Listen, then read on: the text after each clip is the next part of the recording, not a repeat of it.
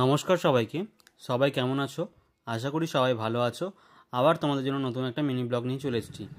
কালকে ভিডিওতে তোমরা দেখেছিলে যে ব্রাইডের তোমার আইবুড়ো ভাত ছিল আর আর সেরকম কিছু ছিল না। আজকে আছে ব্রাইডের মেহেন্দি।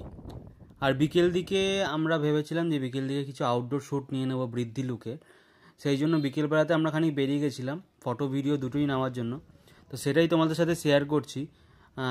কাছেই লোকেশন কিছু বাইরের দিকে গেছিলাম। আমি ফটোও নিয়ে নিচ্ছিলাম, কিছু ভিডিও আস্তে আস্তে হয়ে যাচ্ছিল।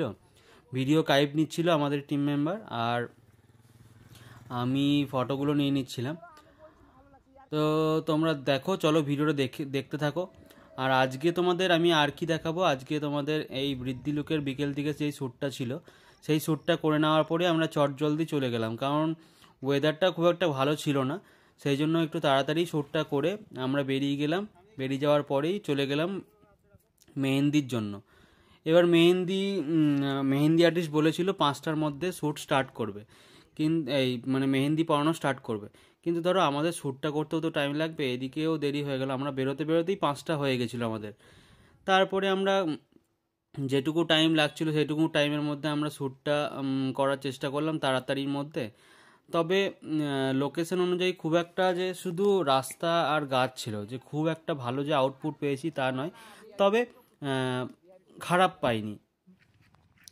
এরপরে আমরা গিয়ে চলে যাওয়ার পরেই মানে শ্যুট কমপ্লিট হয়ে যাওয়ার পরে তারপরে আমরা বাড়িতে চলে গেলাম। বাড়িতে চলে গিয়ে দিদি মেহেন্দি পড়তে স্টার্ট করে দিল।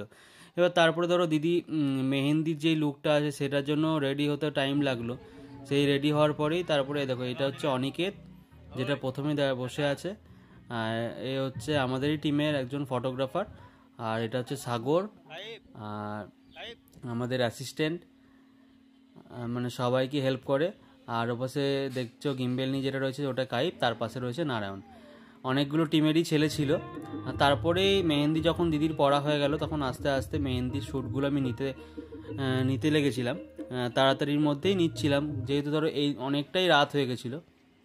সবাই দিকে নাচ করছিল আর দিদিও বলছিল ভাই একটু তাড়াতাড়ি নিয়ে নিও, কারণ একটু তাড়াতাড়ি না করলে রাত্রেবেলাতে আবার রেস্ট নিতে হবে, কারণ ভোর ভোর আবার উঠতে হবে। সেই জন্য যতটা তাড়াতাড়ি হয় ততটা তাড়াতাড়ি দিকে পোস্ট বলিয়ে শ্যুটটা করে নিচ্ছিলাম। তো চলো তোমরা শ্যুটটা দেখো, এনজয় করো। আর লাইক কমেন্ট শেয়ার করতে কিন্তু ভুলো না। আর আমাদের এই ওয়েডিং সিরিজটা, মিনি ব্লগের সিরিজটা কীরকম লাগলো অবশ্যই কিন্তু জানিও। আর আমি চেষ্টা করেছি ক্রিয়েটিভ শট নেওয়ার, তো অবশ্যই তোমরা লাইক কমেন্ট শেয়ারটা করো।